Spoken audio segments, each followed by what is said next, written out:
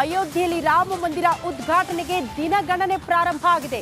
ಆ ಐತಿಹಾಸಿಕ ಕ್ಷಣಕ್ಕೆ ಸಾಕ್ಷಿಯಾಗುವುದಕ್ಕೆ ಇಡೀ ಜಗತ್ತೇ ಕಾತರದಿಂದ ಕಾಯ್ತಾ ಇದೆ.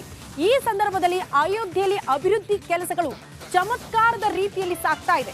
ರಿಪಬ್ಲಿಕನ್ ರಾಮ ಜನ್ಮ ಭೂಮಿಯಿಂದಲೇ ಪ್ರತ್ಯಕ್ಷ ವರದಿಯನ್ನ ಕೊಡ್ತಾ ಇದೆ.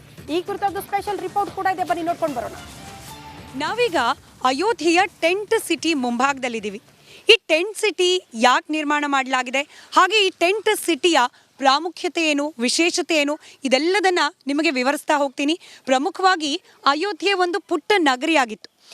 ಅಭಿವೃದ್ಧಿ ಅನ್ನೋದು ಎಷ್ಟೋ ವರ್ಷಗಳಿಂದ ಇಲ್ಲಿಗೆ ಹತ್ತಿರಕ್ಕೂ ಸುಳಿದಿಲ್ಲ ಅನ್ನೋ ಆರೋಪಗಳಿದೆ. ರಾಮಭಕ್ತರು ಆಗಾಗ ಬರ್ತಾ ಇದ್ರೂ ಕೂಡ ಹೆಚ್ಚಿನ ಸಂಖ್ಯೆಯಲ್ಲಿ ರಾಮಭಕ್ತರು ಆಗಮಿಸದೇ ಇದ್ದ ಕಾರಣಕ್ಕೆ ಹೆಚ್ಚಿನ ವಸತಿ ಗೃಹಗಳಾಗಲಿ, ಹೋಟೆಲ್ಗಳಾಗಲಿ ಇದರ ಸಂಖ್ಯೆ ಬಹಳ ಕಮ್ಮಿ ದಿನಕ್ಕೂ ಕೂಡ ಅಯೋಧ್ಯೆಯಲ್ಲಿ. ಈ ಟೆಂಟ್ ಸಿಟಿಗೆ ಎಂಟರ್ ಆಗ್ತಾ ಇದ್ದ ಹಾಗೆ ನಮ್ಮನ್ನು ಬರಮಾಡ್ಕೊಳ್ಳೋದು 10 ಅಡಿಗಳಷ್ಟು ಎತ್ತರವಾಗಿರುವ ಈ ರಾಮನ ಪಾದುಕೆ. ಕೇವಲ ಇದಿಷ್ಟು ಮಾತ್ರ ಅಲ್ಲ, ಈ ಟೆಂಟ್ ಸಿಟಿಯಲ್ಲಿ ಬರುವ ರಾಮನ ಭಕ್ತರಿಗೆ, ಪ್ರವಾಸಿಗರಿಗೆ ಯಾವ ರೀತಿ ವ್ಯವಸ್ಥೆ ಇದೆ, ಯಾವ ರೀತಿ ತಂಗುವ ಫೆಸಿಲಿಟೀಸ್ ಇದೆ, ನೋಡ್ತಾ ಹೋಗೋಣ ಬನ್ನಿ.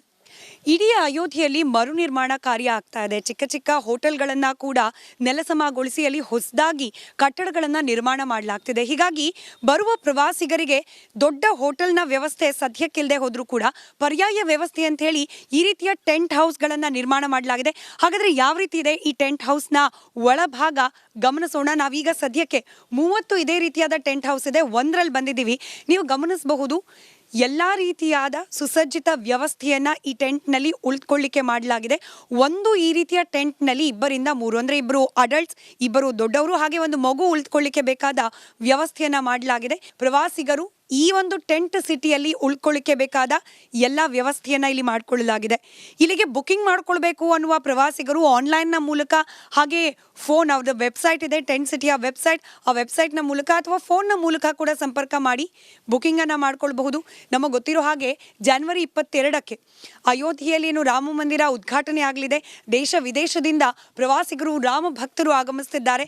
ಅವರಿಗೆ ವ್ಯವಸ್ಥೆ ಆಗಲಿ ಅಂತ ಹೇಳಿ ಈ ರೀತಿಯಾಗಿ ಪರ್ಯಾಯವಾಗಿ ವಸತಿ ಗೃಹಗಳನ್ನು ನಿರ್ಮಾಣ ಮಾಡಿಕೊಳ್ಳಲಾಗಿರೋದು. ಇದು PPP ಮಾಡೆಲ್ನಲ್ಲಿ, ಅಂದರೆ ಸರ್ಕಾರದ ಭೂಮಿಯನ್ನು 10 ವರ್ಷಗಳ ಕಾಲ ಲೀಸ್ ಪಡೆದುಕೊಂಡು ಇಲ್ಲಿ ಈ ಟೆಂಟ್ ಸಿಟಿಯನ್ನು ಪ್ರೈವೇಟ್ನವರು ನಿರ್ಮಾಣ ಮಾಡಿರ್ತಕ್ಕಂಥದ್ದು.